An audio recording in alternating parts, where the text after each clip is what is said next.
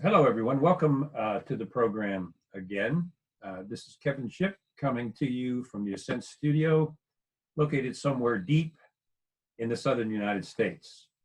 I want to talk this morning about a question that is asked all the time. If these things, these unconstitutional and illegal things are going on within our government, why are very few, if any, people coming out and blowing the whistle on it or talking about it? And that's a very good question. It's a question that everyone wants to know the answer to. Well, the purpose of this program today is to explain why whistleblowers don't come forward, and to get into detail into the systematic procedures that have been around for 60 years that the shadow government deep state has to silence and, if necessary, destroy a whistleblower, and not just that, his or her family. So let's bring up some slides here. I want you all to see, as I'm talking, the important points here regarding whistleblowers and how they're treated and many times destroyed by the shadow government, the secret parts of our government, the kind of outside the Constitution system, the secrecy, and the deep state, the swamp, which we all are all too familiar with. And I think I'm going to get a bumper sticker that says, I was talking about the deep state when talking about the deep state wasn't cool. I started talking about this in 2012 when I published From the Company of Shadows. It was a very, very lonely time. Nobody would touch it. And now that I guess for them the risk is lower, excuse me, everyone is coming out. Even conservative talk show hosts are coming out and talking about the deep state. And we've seen the soft coup against the sitting president, where the swamp, the deep state, the shadow government has come out into full view for everyone to see once it realized that the election of Donald Trump was a threat to its system. So we're going to talk about this. Why is no one speaking out against the shadow government specifically, which is the most powerful system of secrecy? That would be the CIA, the NSA, and the FBI. CIA and NSA primarily. If these things are happening and have been happening for 60 years or more, why has no one come out? Well, I want to talk about that, and I want to address that today as we talk. A quick summary, if you go back and look at my previous video on the shadow government and the deep state, it is my view, excuse me, we got pollen around here. It is my view, coming from the inside, the belly of the beast, so to speak, that the shadow government and the deep state are not one and the same. They're two separate entities, although they are joined together with a matrix of secrecy agreements, and other things. The billions of dollars that the shadow government, CIA, NSA, spend giving to the deep state contractors binds them not just through the power of secrecy, but also through the power of money. So the shadow government, CIA, NSA especially, and the FBI now, we see, use the unbridled power of secrecy. That is their power. That is their weapon. It functions outside the Constitution. It controls Congress. It controls the judiciary, and it controls the White House and the election, re-election of presidents, as we're seeing bold-faced right out in full view now. Now, the deep state is the system. You can see the dollar sign I put there. The deep state is the system behind our government. That system is run by money, power, greed, and it's advanced through contracts, huge government contracts. The average CEO of a military-industrial complex, and Eisenhower called it the military-industrial congressional complex, because Congress and lobbyists are so tied into the MIC that the Congress is a part of that. And we'll deal with Congress later, because that's extremely important. They used to be the representatives of the people. That has changed, and corruption runs deep. We'll do a separate program on that. So the shadow government, NSA, CIA, FBI primarily, those are the three that are abusing the power of secrecy in the shadow government the most. And then the deep state system behind government is the military industrial congressional complex. and what I have termed the secret intelligence industrial complex, multi-billions worth of dollars that the CIA and NSA give to private corporations to engage in secret programs. For example, Lockheed Martin is essentially a private CIA and is the major spying arm for the CIA and, matter of fact, the IRS. So we can see how massive and unconstitutional and many times illegal this system is. And I hope as I'm covering this, you understand how powerful this system is against one little man or woman who has the audacity to blow the whistle and stand up against it. You can see the power behind the machine that will destroy that person. So here's what Chuck Schumer said. Chuck Schumer, he is the shadow government deep state center, without a doubt. He has bold-faced lied to the American people, especially during the Kavanaugh hearing, and with no feelings of conscience or thoughts of conscience at all about what he was doing. This man is maybe one level above a serpent, in my opinion, because he's supposed to be representing the people, and he's not. He's representing the deep state and, of course, what I call the dark left. We've got another show on that also. So this is what Chuck Schumer said on the Rachel Maddow show. He said this: if you cross the intelligence community, the CIA and NSA primarily, have 6 ways from Sunday at getting back at you. Now just think about that for a moment. If you cross the intelligence community, the shadow government, they'll get you. That's what he's saying. He said that before the deep state shadow government attacks on Trump began with an intensity we've never seen before in history. We haven't seen this kind of battle between a duly elected president, Donald Trump, and the shadow government deep state since John F. Kennedy and his arch enemy, Allen Dulles, who he fired, the biggest embarrassment in the powerful Allen Dulles's life. Dulles became Kennedy's arch enemy, and the two clashed, well, we kind of see where that went. Okay, so the shadow government has a literal, and this actually increased during the Obama administration and the embarrassing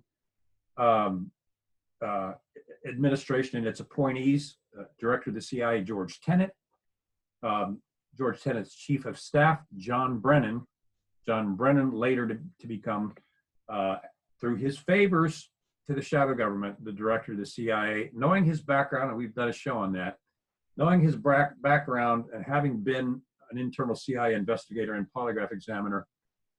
If Barack Obama had not appointed John Brennan for the favors that he'd done him, and the shadow government had not put so much power behind him, Brennan never would have passed his polygraph test.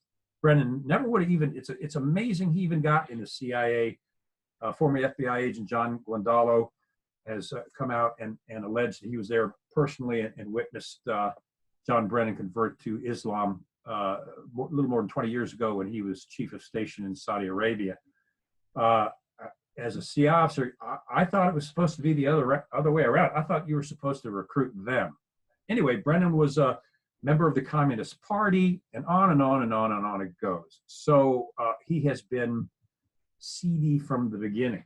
So Brennan was part of the Obama administration's war on whistleblowers and the increase in domestic surveillance. We found out recently through several Freedom of Information Act requests that the CIA has been spying on whistleblowers. Now, as a whistleblower, I prefer to call myself a trumpet blower instead. I don't know. I don't like the term whistleblower personally, although it applies to a lot of very heroic people.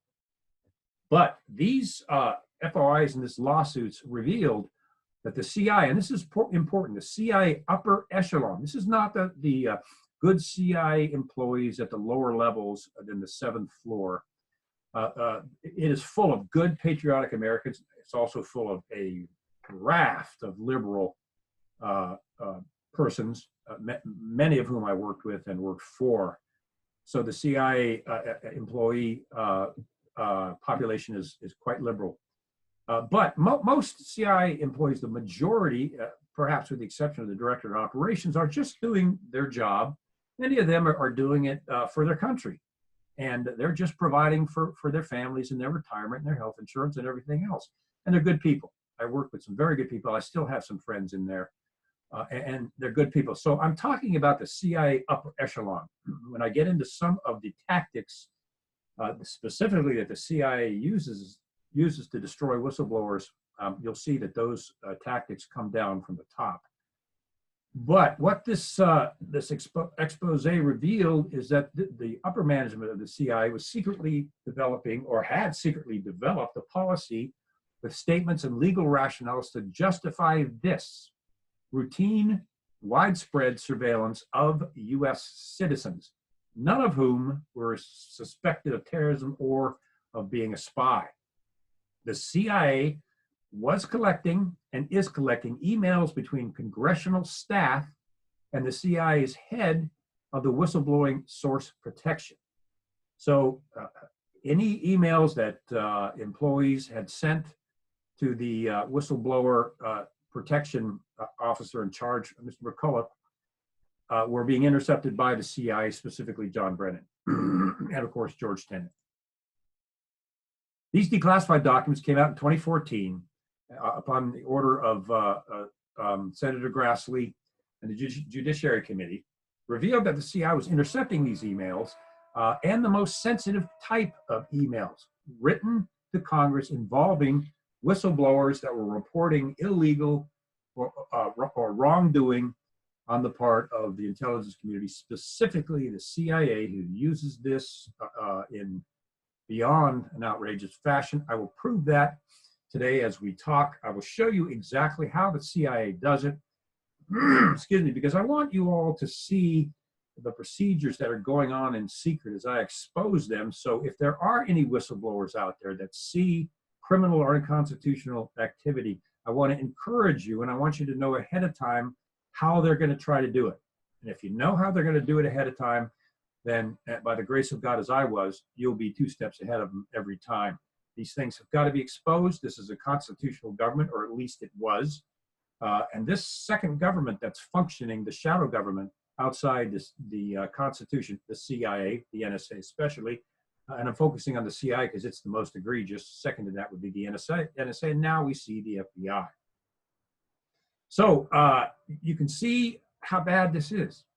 This is spying on U.S. citizens, not just U.S. citizens, but patriotic U.S. citizens that believe in the Constitution and are reporting violations of that, remembering that the Constitution is the supreme law of the land. Any federal agency or agency employee manager that violates the Constitution is committing a felony or multiple felonies. And that's what's happened in the case of the CIA, specifically John Brennan, who I think eventually is going to be facing an indictment. So we can see that this was both John Brennan and Director of National Intelligence James Clapper. Will James Clapper be indicted? You remember that James Clapper lied under oath about the NSA's domestic surveillance program, said that they weren't doing it. He was never charged with perjury. He was never held accountable for that. So even though Clapper was involved with Brennan on collecting these emails, he has got such a system of widespread protection behind him that I don't think he's ever going to be indicted. And it's worth noting that Mr. Clapper actually worked as an employee, contract employee for British intelligence, MI6, a foreign intelligence service. James Clapper was an employee before he came over, before he got his new position as the DNI. He worked for several private contractors. He also worked for private contractors with the National Geospatial Intelligence Agency. He was on the board of those contractors, and he was also the director of the National Geospatial Intelligence Agency. So you can see how deep this stuff runs. Now here we go. I've talked about this time and time again. Clapper and Brennan refused to release the documents to the Judiciary Committee. This is their boss, the Judiciary Committee, claiming, as they always do, that they couldn't release them because the documents were classified, or they had sources and methods, although they never say what those sources and methods are because many times they don't exist, or the documents fall under the Intelligence Identities Protection Act, a crafty act, which allows the CIA to refuse to provide documents because some of the people in those documents were undercover. And they used that as a huge tool to withhold documents from Congress, not to mention the American people. My mission is to bring the American people back into their position of running the government, not the other way around. And it starts with education. It starts with alerting people. It starts with motivating people. And then it starts with, continues with unifying people around the Constitution. And I'm seeing that happen. There's millions of people out there now and growing that have joined this patriotic movement to take the Constitution back. I get a lot of emails. It's very encouraging. So the CIA's breach of whistleblower confidentiality, which is life-threatening in many cases, the study showed has a quote-unquote chilling effect on intelligence community whistleblowing. I'd go beyond a chilling effect. I'd say it stops whistleblowing in the intelligence community. So it goes beyond that. So as I go through this, you have to ask yourself, and I'll show you the system of targeting that they use.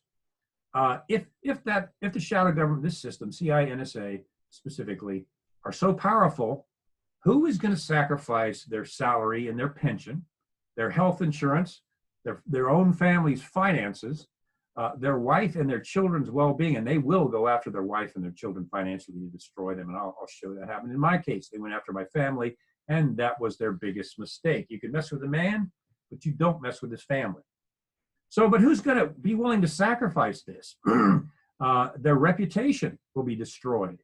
They will be blackballed from any employment using their credentials and experience. They'll be blackballed from any employment outside the CIA.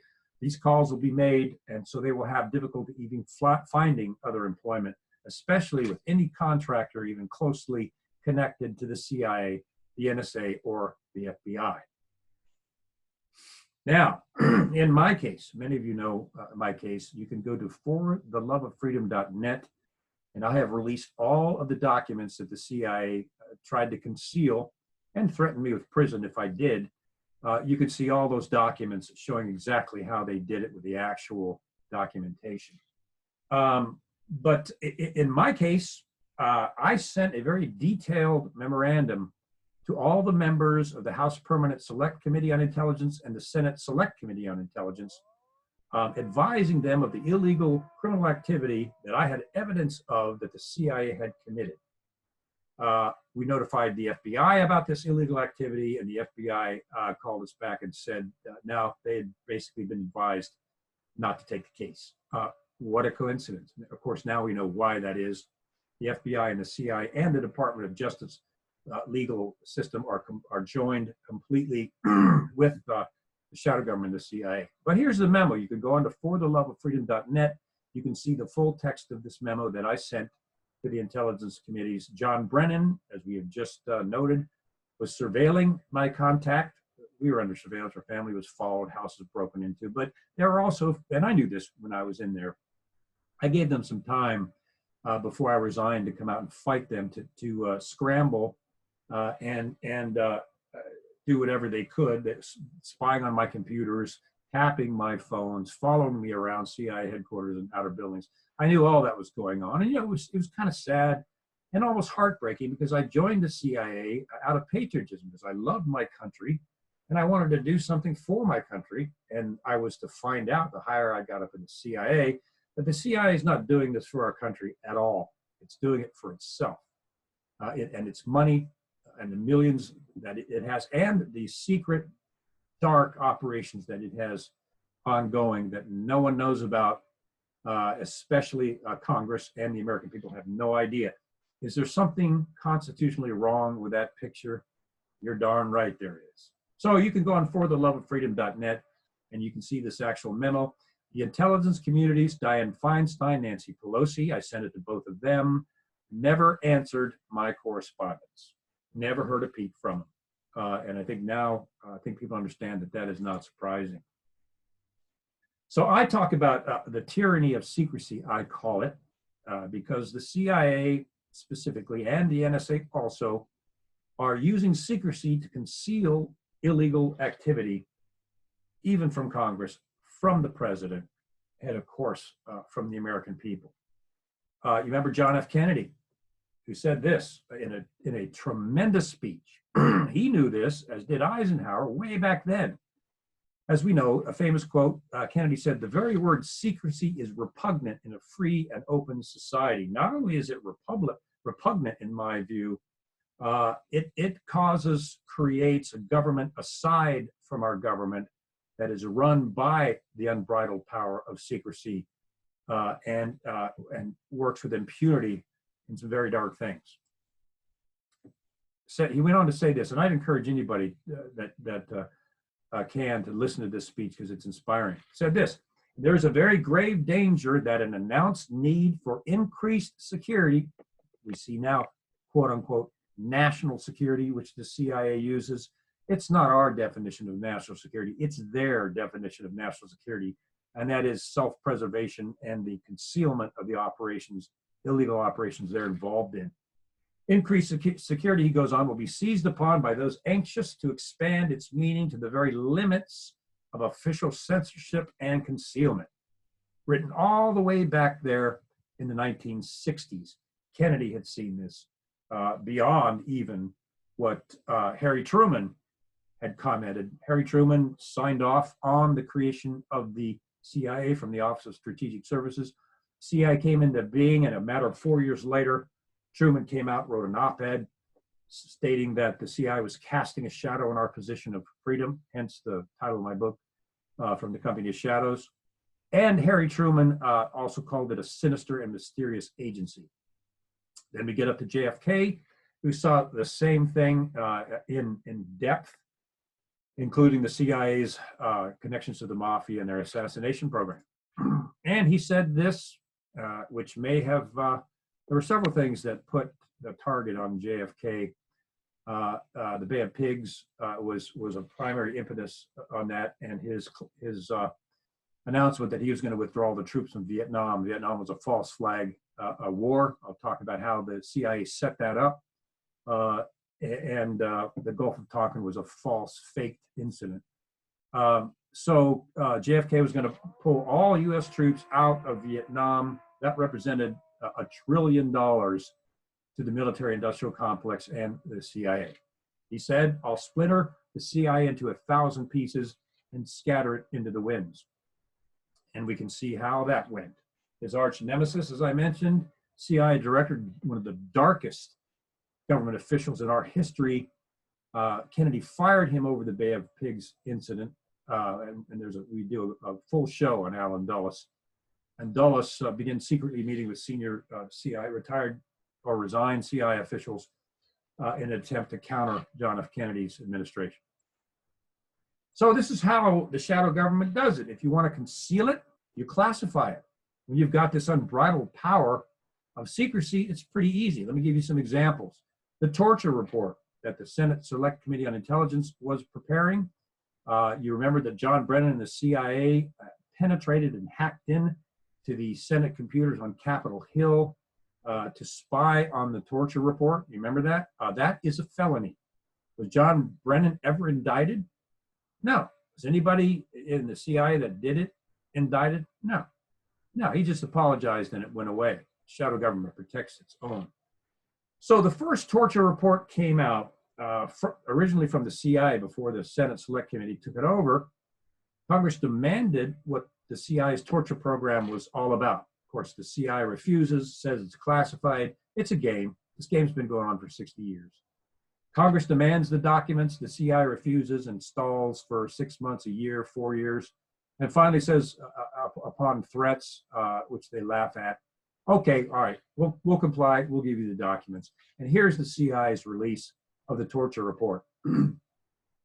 Can you read what the torture report is all about? No, because they classified it. Remember, a source or a method, or Intelligence Identities Protection Act, or a host of other reasons why they have the power to black these things out over Congress. How about this? Remember the NSA domestic surveillance program? Congress, once again, the toothless tiger, demands that the NSA turn over everything it has on domestic surveillance of U.S. citizens. You remember, they were collecting 1.5 billion pieces of information a day on us, all of us. So after dragging the feet in the usual time-tested process, this is what the NSA provides to Congress. It's classified, they say. Now, another one. Remember Fast and Furious, running guns across or selling guns to drug cartels across the border, some of which were used to assassinate Mexicans, killed a Border Patrol agent. This was under Eric Holder, one of the dirtiest attorney generals we've ever had. He refused to provide anything to his bosses, the oversight committees. Typical, it's a game, it's a sham. So the usual process, no, we can't show you that. Eric Holder and the FBI say it's classified, sources and methods. We can't release that. And then the intelligence committees come back and say, well, you better because you're violating Congress's oversight, blah, blah, blah, blah. And so finally, Eric Holder and the department just says, okay, we'll release a document, and here it is. Can you see the process here? I want everyone to understand the exact process that they're using. Another example, how about this one? The 9/11 Commission report, which was prepared for the American people, not inside the government. It was prepared for us. However, under the orders of George W. Bush, 28 pages of that report to the American people looked like this, completely blacked out. Now, when this report was written for the American people, what was George W.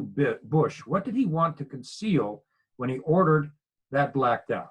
Well, I think we know now, I think with good certainty, that involves Saudi Arabia's connection to the CIA, Saudi intelligence, Saudi Arabia's connection, including the bin Laden family, to the Bush family, 20 years of oil contracts with the bin Laden family. They were close to the bin Laden family, and George W. Bush wanted to conceal that from people. You know, I'm an independent. I'm not a Republican, and I'm not a Democrat. And frankly, the Republicans and the Democrats essentially are one and the same. I think the GOP has been just as guilty in covering up these things because it's about these parties, the Republican and Democratic parties, are all about power, and they're all about money, and they're all about self-protection. So you can see what they did to our 9/11 report. By this time, by now, in this presentation, people should be outraged. But ladies and gentlemen, it gets worse. In my case, you can go to fortheloveoffreedom.net and you can see where I've detailed everything they did. I came out and I blew the whistle on the CIA, filed a personal injury lawsuit. My family was deathly ill, exposed to a toxic substance in the base, on a secret base. I was ordered with my family to stay on the base as the executive officer there in charge, in charge of the security for the entire base.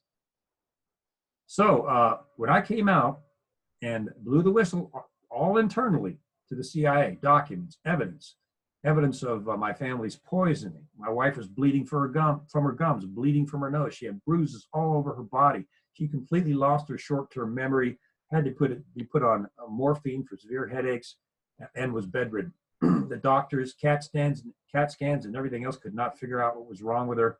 The only thing they didn't test for was exposure to biochemical weapons.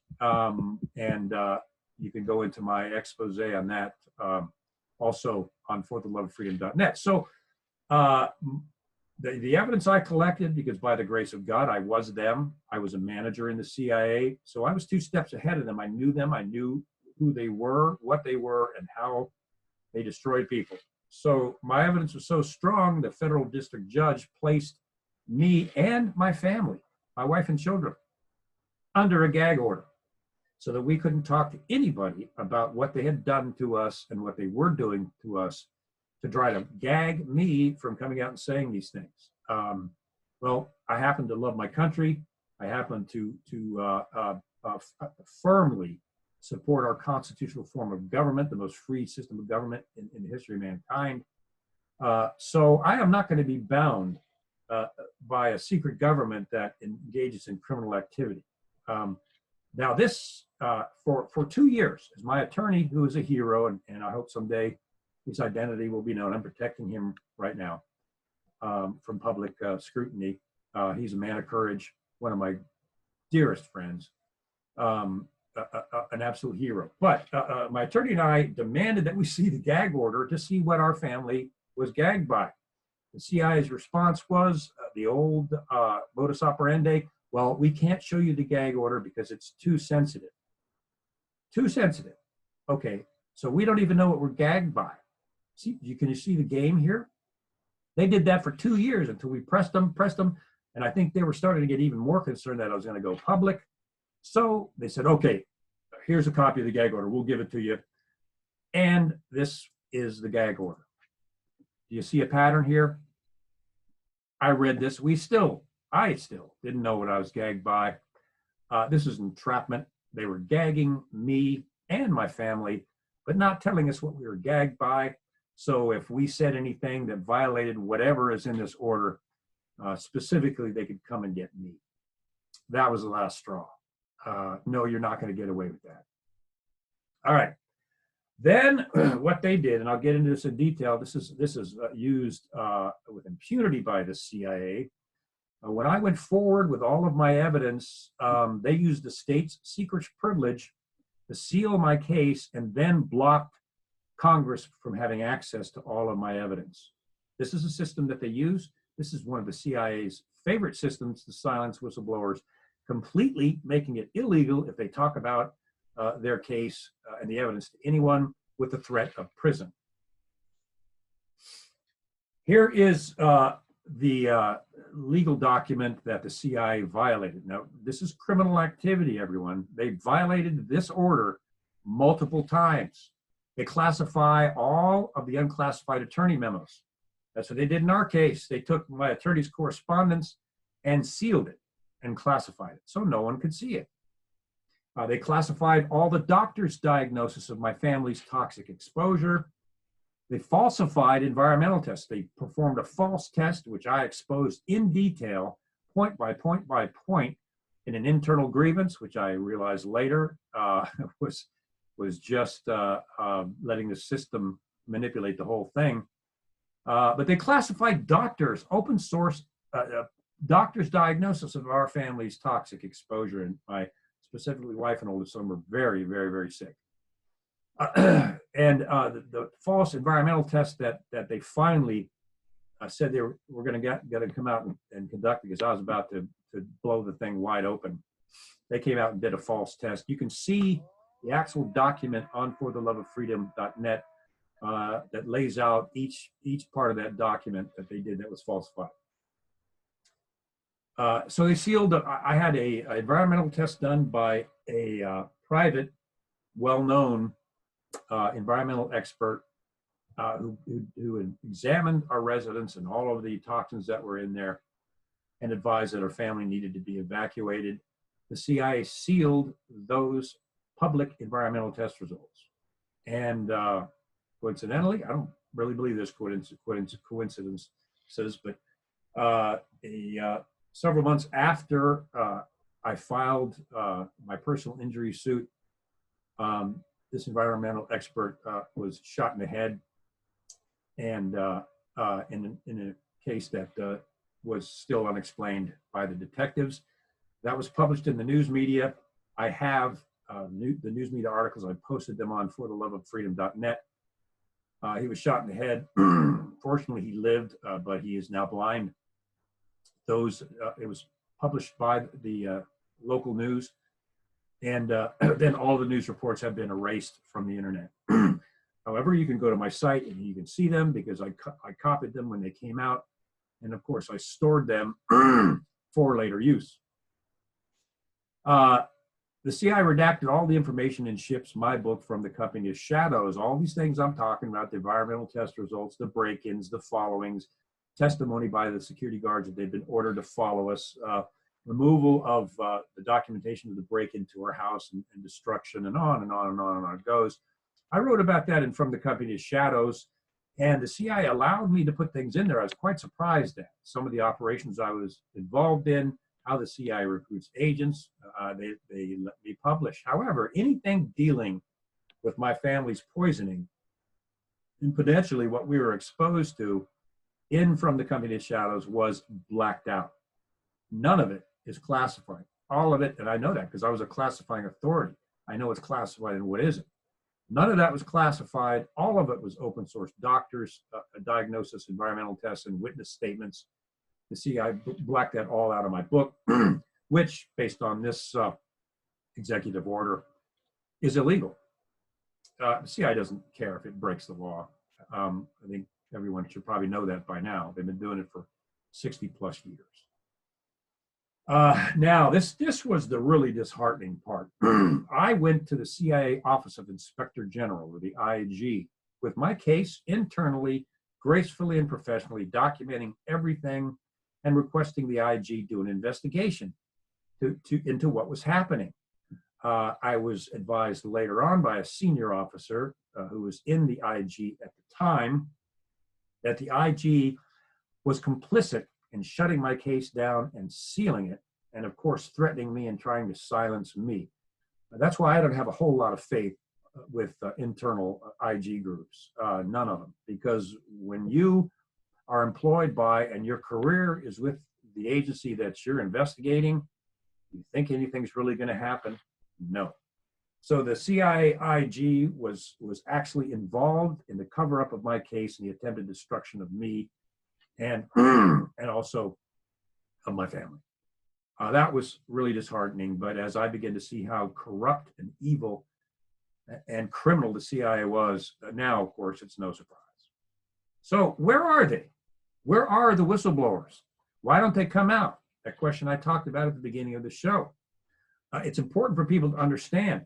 Everyone that works in this case for the CIA signs a CIA secrecy agreement, and that's fine because originally it was created to protect real, legitimate sources and methods, the real ones, and protect our agents in the field, like I was. It was the original creation was to do that, and originally it was created to protect sensitive military technology, satellites, and things like that. That secrecy agreement has now been weaponized by the CIA, so that if anybody, a CIA employee, an NSA employee, a government contractor, or a private corporation that has a classified contract with the CIA, if they see something illegal, criminal, or they want to blow the whistle on something that's a part of that program, the CIA can and will use the secrecy agreement, weaponizing it, and threaten the person with termination or criminal penalties, prison, if they violate that agreement for any reason. So much for whistleblowing. There is a massive, complex, multi-billion-dollar system of secrecy and concealment, some of which I have just shown you. CIA employees don't realize that when they are hired, because no one tells them intentionally, that they're waiving their constitutional rights to a trial. They essentially give up their day in court. If they ever have any lawsuit against the CIA, they have no right to bring that lawsuit to court or to trial. Now, most CIA employees don't know that. Hopefully they do now. There is a sequential, perfected, over 60 years system to silence any of this dissent totally. So Congress came out and passed the 2012 Whistleblower Protection Act. Some of you may remember that. It was supposed to protect whistleblowers within the government, always a sham, and Congress was right in there with this. If you read the Whistleblower Protection Act, it does not include employees who have any access to confidential or secret information. They are not covered by the 2012 Whistleblower Protection Act. So Barack Obama, under another guise, passes another bill. After the outrage, the 2014 Whistleblower Enhancement Protection Act. So now intelligence community employees can blow the whistle and be protected. Or can they? If you read this so-called Protection Act, it states that the employee must be in their position at the time that they blow the whistle. So they have to be sitting at their desk in the CIA when they blow the whistle while the CIA monitors them, and then they're protected, which means they are immediately subject to the system of destruction, sitting right there under the CIA's control, NSA's control, FBI's control. And you think they're going to blow the whistle there? No. Another sham. And Congress goes right along with these shams, everyone. We have to understand that the majority of Congress is bought and paid for. We'll talk about that, as I mentioned, in another program. So there's an internal system of personal destruction. The news media is compliant. The news media, how many deep investigations of the CIA have you seen lately in the mainstream media?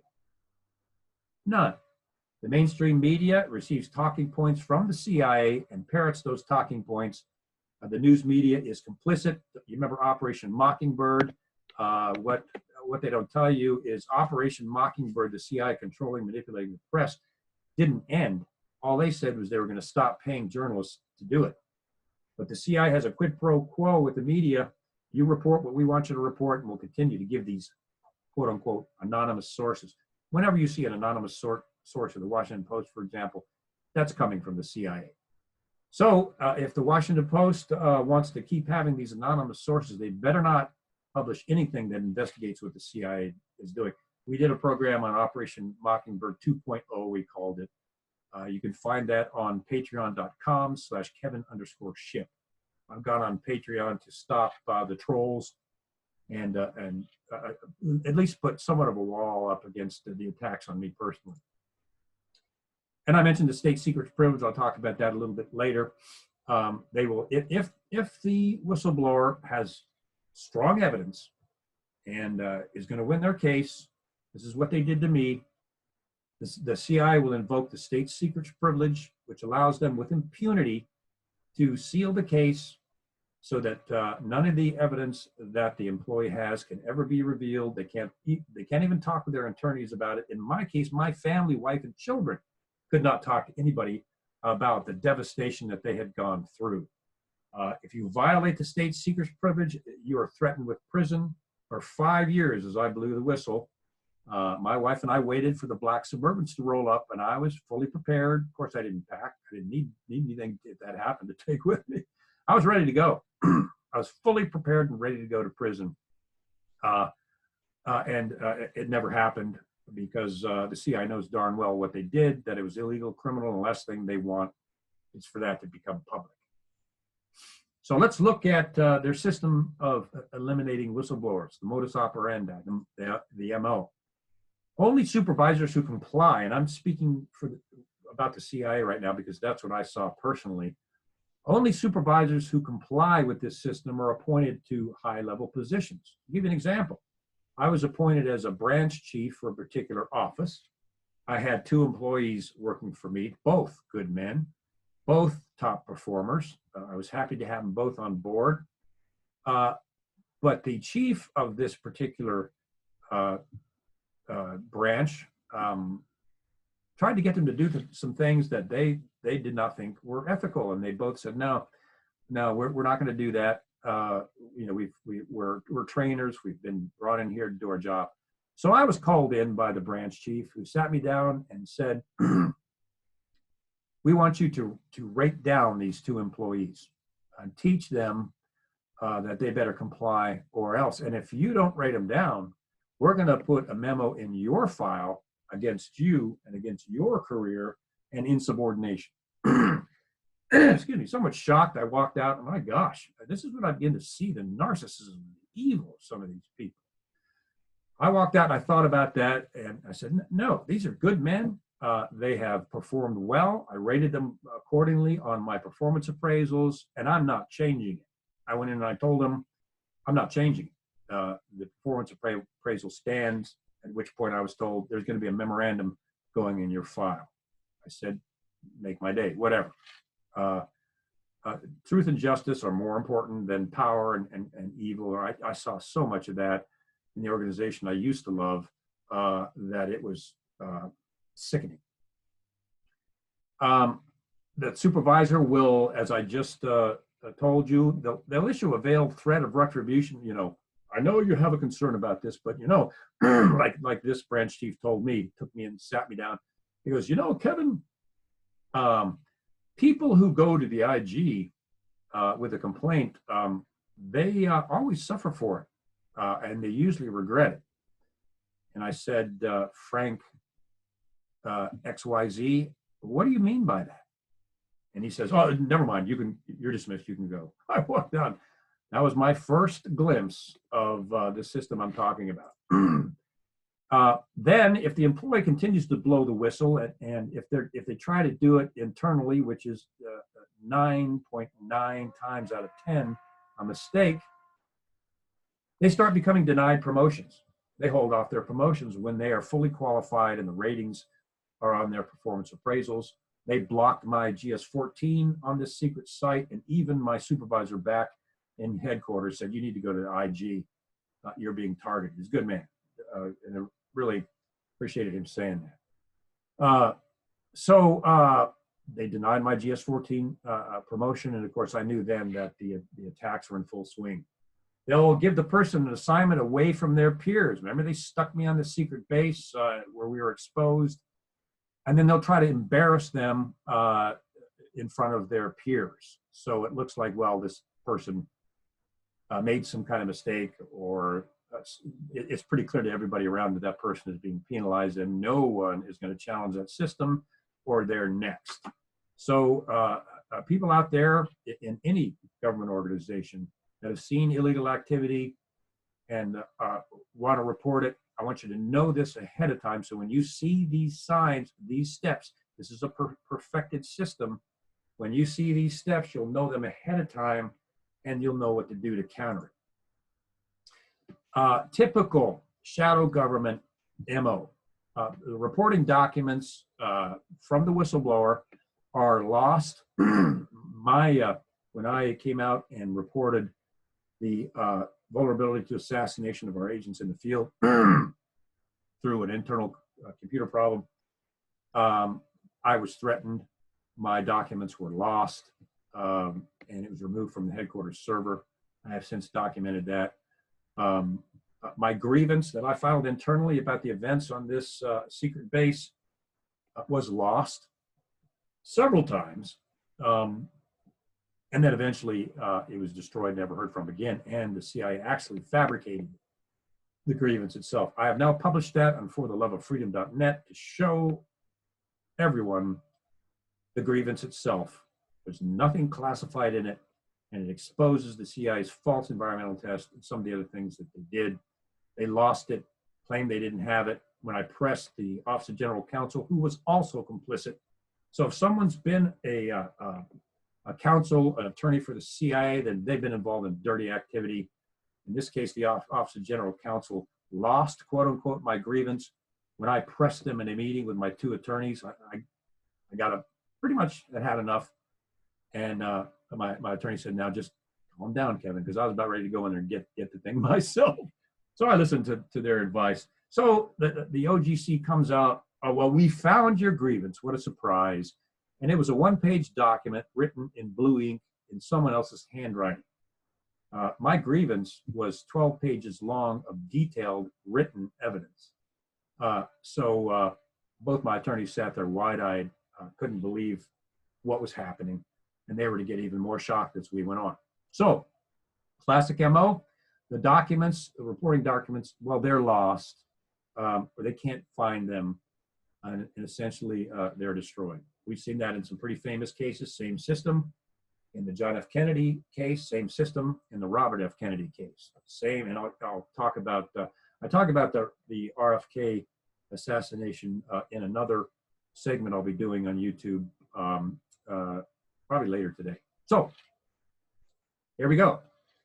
So the employee files a grievance, as I did, and it turns out the Inspector General's office is complicit with the cover-up and the document destruction. So this is the MO that's used by the CIA, the NSA, the FBI, and it's been used in some famous cases, as I've said. Same system, same procedure, been around for 60+ years. They use it because it works. Destruction of evidence. They will destroy evidence, as they did in the RFK assassination.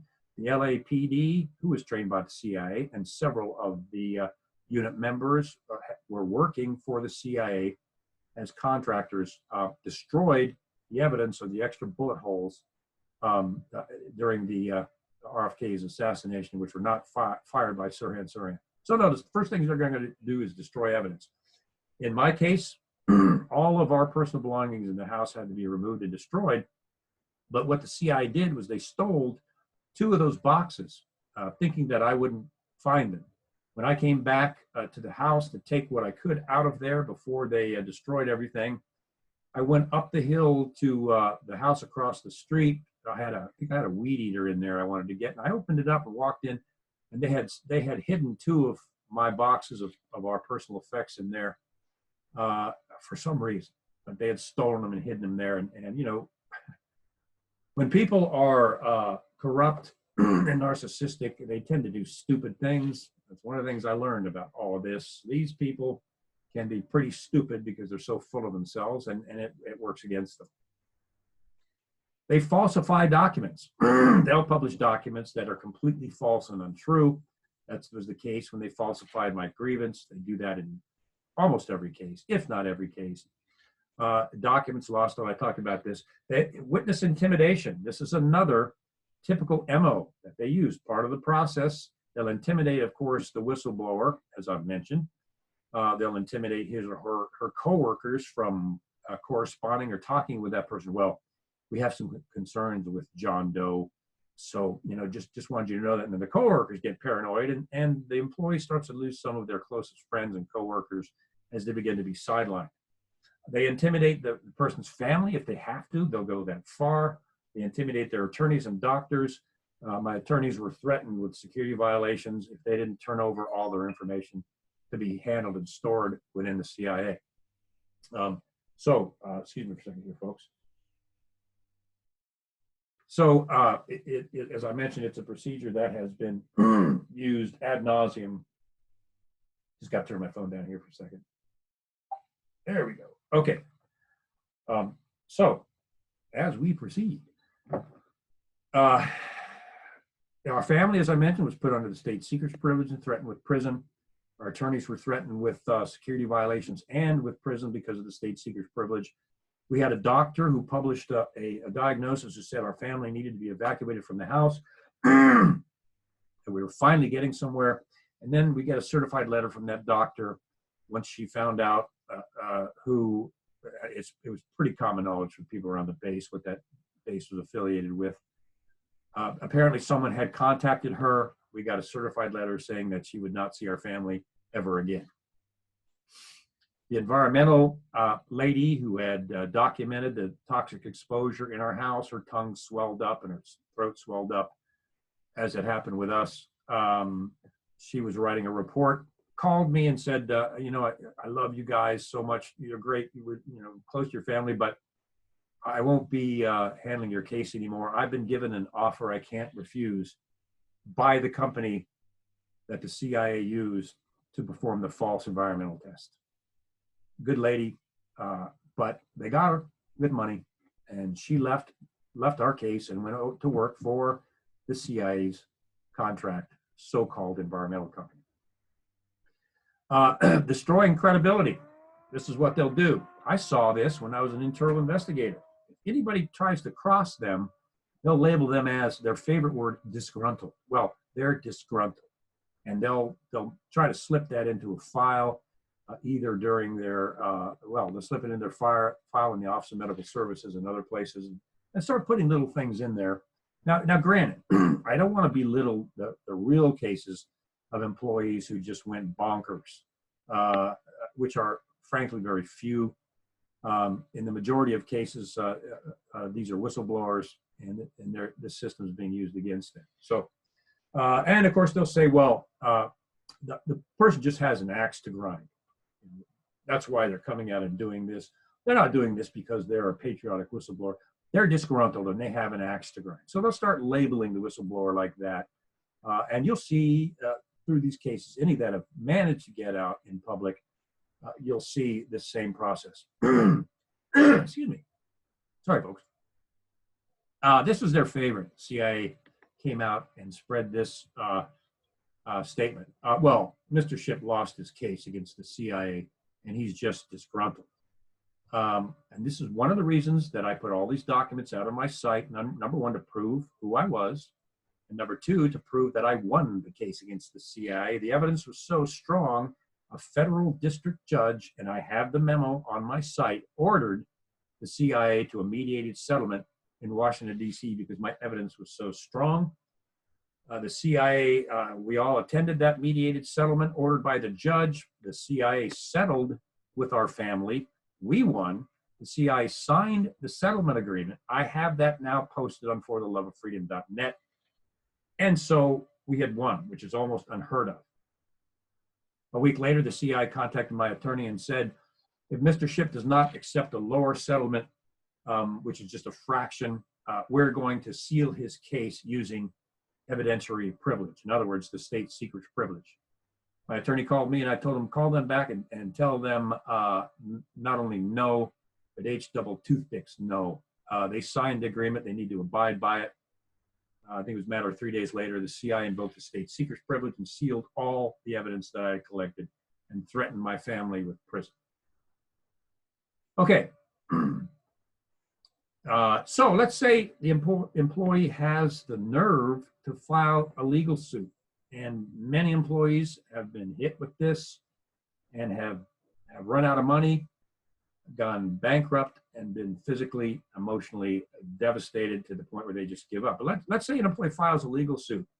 The CIA blocks any outside attorneys that whistleblower has. And the CIA will only allow the person to use a CIA-approved attorney, if you can believe it. Yep, they've been doing that for decades. The CIA demands all the evidence in the case from the whistleblower and his or her attorneys. All of the plaintiff case information, the CIA demands it. The CIA demands that it be held in CIA headquarters in a locked safe. So the CIA knows all of the evidence. And we're not talking about discovery here. We're talking about grabbing and controlling all of the plaintiff's information. And in most cases, the CIA will now claim that that information is classified and is subject to classification violation penalties. Same old procedure. So all of the documents are controlled by the CIA that the whistleblower or his or her attorney have collected in evidence. The CIA takes control of all of them. It classifies the information, as I've just shown in previous slides, and has total control over it. Now, in the majority of cases, the CIA will delay the case for years. I know cases 4 years, 8 years, 10 years, that the CIA delayed the case, and they do this on purpose. The CIA had, in my case, they had about 8 attorneys that were on CIA salary no matter what they did. So they could sit back and collect their pay for the next 10 years and nothing to lose for them. So the CIA will drag the case out, and the idea is, and this has worked many times, is they will bleed the employee financially so that they can't, they're in deep, deep debt. I think John Kiriakou was in significant debt trying to defend himself against the CIA's attacks. And of course, he spent 2 years in prison. So they'll bleed the person dry, many times drive them into bankruptcy by dragging the case out. Attorneys' fees become so high. A lot of times the attorneys get burned out and they just don't want to represent the person anymore. And they'll just drop it because it is, I can tell you from experience, it is an incredibly painful and grueling process that goes on every single day, 24/7, 7 days a week, that kind of pressure. And of course, I went through it for 4 years, as did my family, and then another 10 years after that. If you can imagine that kind of stress every single day. What kept me going, I'm a person of faith, number one. And number two, I love for this country, and I detest injustice and illegal activity on the part of any government. So they'll delay the case. And as I've mentioned a couple times, if they have to, if the whistleblower wins, they will hit it with the state secrets privilege and seal everything. Once the state secrets privilege is invoked, it blocks Congress, your congressman or senator, from having any access to your evidence or your case ever. And in their minds, the case is done, you're done. Most of the time, they won't even report your case. For example, my case, there will be no public record that they shut it down using the state secrets privilege, and no one will know about it, except some of the cases that manage to see the light of day. The vast majority never do. Okay, let's move on. Most people, as I mentioned, will stop right there. How can you continue when you're bankrupt? How can you continue when you've got the severe emotional and mental stress? How can you continue when your family's finances have been destroyed? Most people, they'll stop right there, or they'll just go into complete despair, alcoholism, in some cases suicide, which is the goal, frankly. So most will stop right there. If they have the nerve to continue, this is a favorite in the case, and I'll speak of the CIA because I witnessed this personally. I'm an eyewitness of all of this. They'll search the employee's travel accounting because everybody they know makes a mistake somewhere in their travel accounting or their use of a government credit card. They'll search throughout the case to try to find anything that they can use against that employee to hit them with a penalty and shut them up. In my case, when we were being evacuated, I was ordered into the chief of base's, quote unquote, office with my wife as a witness, who they refused to interview, of course. And he proceeded to order me and my wife to use the government credit card for our evacuation expenses back to Washington. This is when we were finally evacuated. And we asked, well, would you put that in writing? He said, no, I will not. Well, that's the biggest mistake we made. We should have stopped it right there until he put it in writing. So when all of our belongings had to be boxed up and were contaminated, they were going to be taken out and burned. My wife, bless her heart, had some priceless heirlooms from her grandmother that were in her family for decades and decades that were going to have to be burned, and we just couldn't have that. So I had a company called ServPro, and there were some issues there. Let me tell you, there was some manipulation there. But anyway, we had a company called ServPro take my wife's heirlooms, a beautiful wood table. There was a hutch, chairs that went around this table, lots of silver from her grandmother, things like that. The company took this to hold in their warehouse for decontamination, so they could decontaminate it from anything that could be on it. As we evacuated Washington, D.C., I think it was probably our third night in the hotel. We'd been staying in a hotel for months at that point. ServPro apparently had been gotten to. They called me and they said, Mr. Shipp, if you don't pay, I think it was $15,000 to save your wife's heirlooms, we're going to put them out on the curb and throw them out. Shocked, I said, well, you can't do that. Well, we're doing it.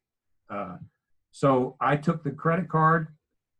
At that point, I didn't know whether it was my personal or government, but even if it was the government card, that's fine. Because it was for my evacuation, and this, without a doubt, was an evacuation expense. So either way, I went back and tried to go through my memory, and we were under such stretch I can't remember. But even let's say I did know it was a government credit card. That's fine because it was part of our evacuation expense. They were responsible. They caused ServPro to do this. So once I charged it on the credit card to save my wife's heirlooms, I went out and took out a loan and paid that credit card completely off, even though none of that was my doing. So what do you think they tried to use against me? My record was spotless. I was a top performer. What would they go after? The use of that credit card, which they tried to do, and of course I shot that down. I even got the credit union manager on tape saying it looked like this was retribution. Which of course it was. He didn't know that the CI was trying to silence me at the time. I taped his conversation, still have it. Later on, I never heard from him again. So that's what they'll do. They'll look through your travel accounting, they'll look through your government credit card use, anything that they can find to try to destroy you and shut you up, they will do it. They'll try to deceive the employee. Well, we know you're under a lot of stress, and we want to help you with that. So we want you to report to the Office of Medical Services and see if maybe there's a psychiatrist there that can help you out to deal with your stress. So if you're not smart enough to realize what they're doing, you go down, you sit through an interview with a CIA psychiatrist, and none of which are honest. You go all the way back to MK Ultra and some of the things CIA psychiatrists have done. And now their job is just to protect the CIA. That's ching ching. That's where they get their money from, their paycheck. So the employee goes down there and they're like, yeah, I'm under a lot of stress because of this. You know, we're financially in trouble. We may lose our house. And so after the interview, what the psychiatrist will do, will put in the report, well, this person is overly stressed out. Actually, we think they're disgruntled, they're paranoid, and they need further counseling. And they'll put that in the person's file, building false evidence against them. If they ever do come out in public, then they have that file to pull out and use against them. In my case, I was, after my attorneys and I confronted the OGC, I came back to my office to find CIA managers waiting for me. I walked in there and they said, we ordered you to sign these documents. One document was their usual, I have engaged in insubordination against my manager. And I said, well, respectfully, I'm not going to sign that on the advice of counsel. Then they pulled out another one and said, I will report to the Office of Medical Services for blood and psychological counseling. I said, well, nice try. I respectfully declined that on the advice of counsel. And I said, you know darn well that the evidence in my case against you involves doctor's diagnosis and the psychiatrist's diagnosis of my wife and son, especially with clinical PTSD. So the blood test revealing the toxic exposure that these doctors had published, all of that was in the case against the CIA. And they actually thought they were going to get me to go down there and report for their own testing. How do you think that would work out? So this is what they do.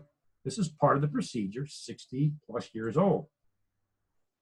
They'll accuse the employee, they tried to do this with my attorney, of trumped up security violations. Well, you said something that was classified, or you wrote something that was classified, or your attorneys sent a letter that was actually classified, and they'll try to get the person with that. And then if that doesn't work, what they'll do, if they have to, is they'll brand the employee as a security threat because they're disgruntled. Now, this didn't happen to me, but it happens to a lot of people, a lot of whistleblowers. They're a security threat. And the reason for that is once they brand them as a security threat, now they can do that, use it as a guise for surveillance of that person and for harassment. It's a refined system of entrapment. And they use it, the same procedure, again and again and again. It gets worse.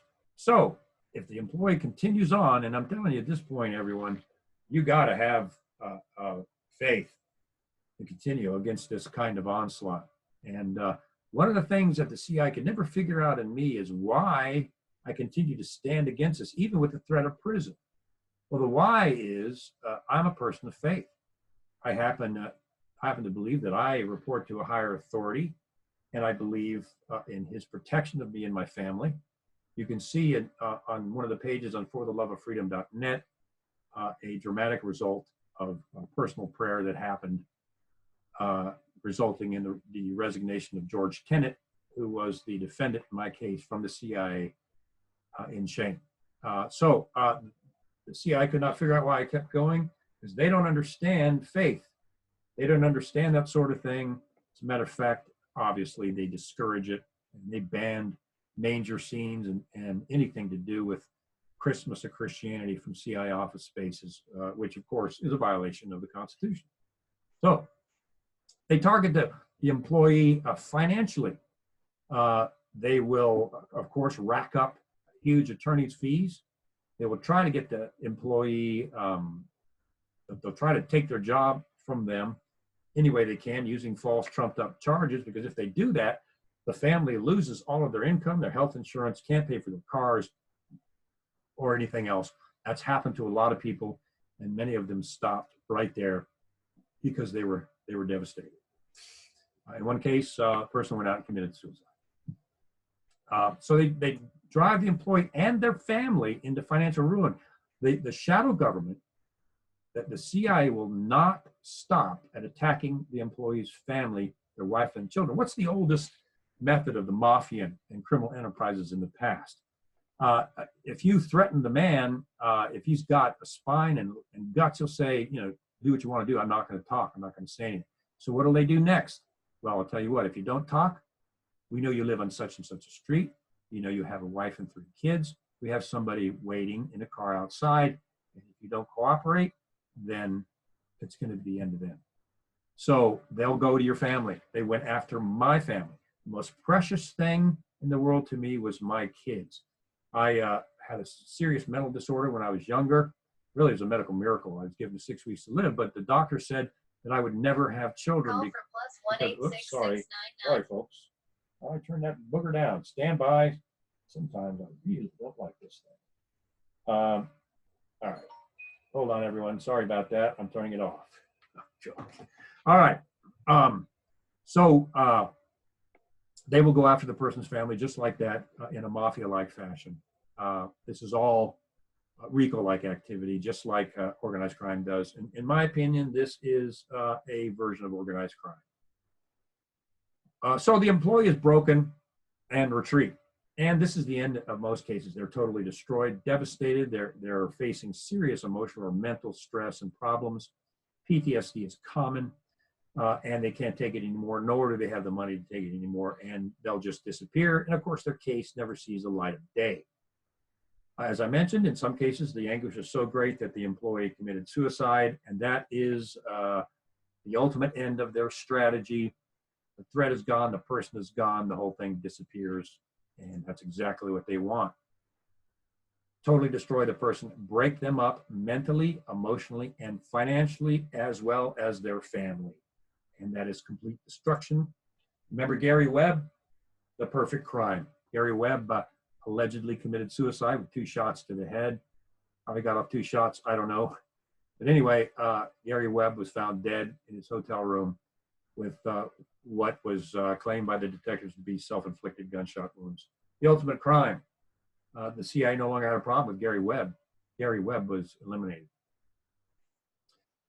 Now, I mentioned the state secrets privilege. I don't want to get into too much detail, but people need to understand what the state secrets privilege is. It was actually derived from the doctrine of the King of England, where the King of England could stop any case against him if he didn't like it by invoking the privilege of the monarchy. Shut the case down, make it and the person go away. That is literally where the state secrets doctrine in the United States came from. Now, I thought our country was supposed to be fleeing from that kind of tyranny. No, it's not. Not at all. Not this government. An Air Force B-29 bomber crashed in Waycross, Georgia. It's in my book. I've been to the site. I've interviewed one of the daughters of the men who were killed. You can go to Waycross, and I'd recommend you do, and find the sign that was placed there where this plane went down. The B-29 Super Fortress bomber, a huge plane, went into a nosedive and crashed nose first into a farm there and killed 3 of the RCA engineers. And it is, based on what I've read, that B-29 was involved in developing a drone program way back there. I think it was 1947. So the widows of the 3 RCA engineers asked the quote-unquote Air Force, and we know who else was involved, to tell them how their husbands died, how the crash happened. But the Air Force responded with the same old, well, we can't show you that because details of the crash are classified. They refused to let the widows see what happened to the plane. So the widows filed suit for the crash report. Okay, pretty good, no problem there. Well, the government actually created, in this case, the state's secrets privilege and sealed all the evidence, including the crash report, claiming it was a government secret. This was the creation of the state secrets privilege, and it's been in place ever since.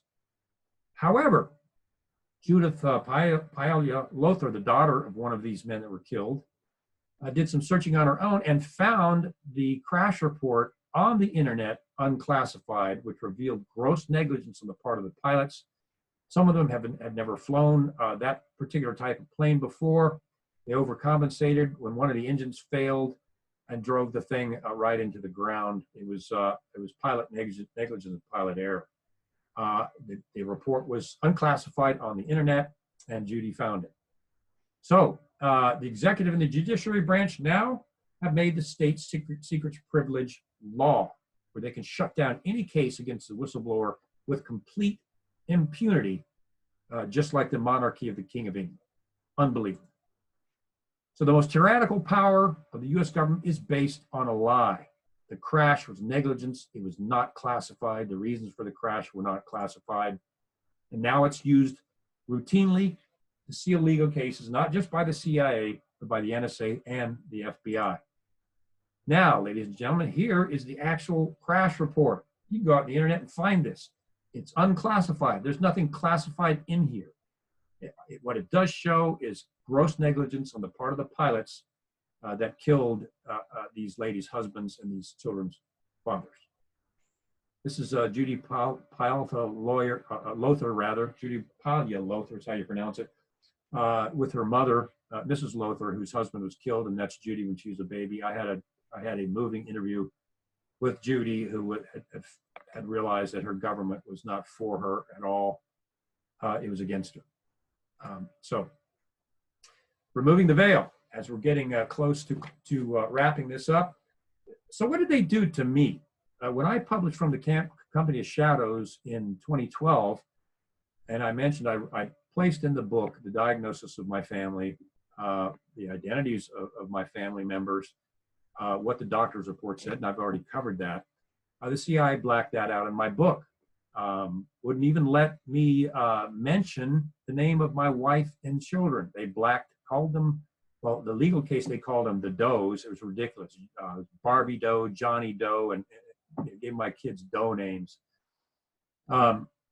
So in the book, they wouldn't even let me mention the identities of my family and my kids and wife who had been made seriously ill by whatever was in that house. So in the book, I published a picture, as I talked about, and here's what it looks like. Blackout identities and case facts are hidden in secret. There's nothing classified there. There's nothing that even talks about the CIA case there, my case against the CIA, nothing. But they blacked it out because they didn't want the identities of my wife and children known. So what I did was I included a picture of a shadow. And this is the shadow of my oldest son, who was made desperately ill due to toxic exposure. And they concealed his identity in my book from the public and even from our congressman. That is literally his shadow there. So what I did, and of course I was ready and willing, as I mentioned, to go to prison if I had to. They messed with the greatest love of my life, and that was my children.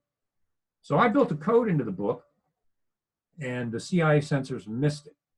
And what the code does is it reveals the identities of who the CIA injured, and it reveals what they blacked out that was unclassified. Doctor's diagnosis, et cetera, I've talked about. And I put this in from the Company of Shadows. The code is in there. It is now on fortheloveoffreedom.net, my website, for all to see. All right. So, everyone, we have to remember this.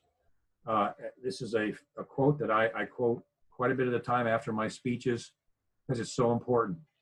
When people fear their government, there's tyranny.